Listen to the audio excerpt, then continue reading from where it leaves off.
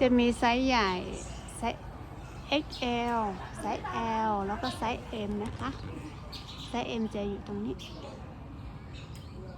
ไซส์ M จะมีเท่านี้นะคะจะมีสีเขียวสีน้ำตาลแล้วก็มีสีน้ำตาลเข้มแล้วก็มีสีกลมม่วงแล้วก็มีสีม่วงอ่อนนะคะขนาดนี้ขนาดของอันนี้คือไซส์อยู่ที่8 นิ้วคูณ9 นิ้วนะคะความกว้างอยู่ที่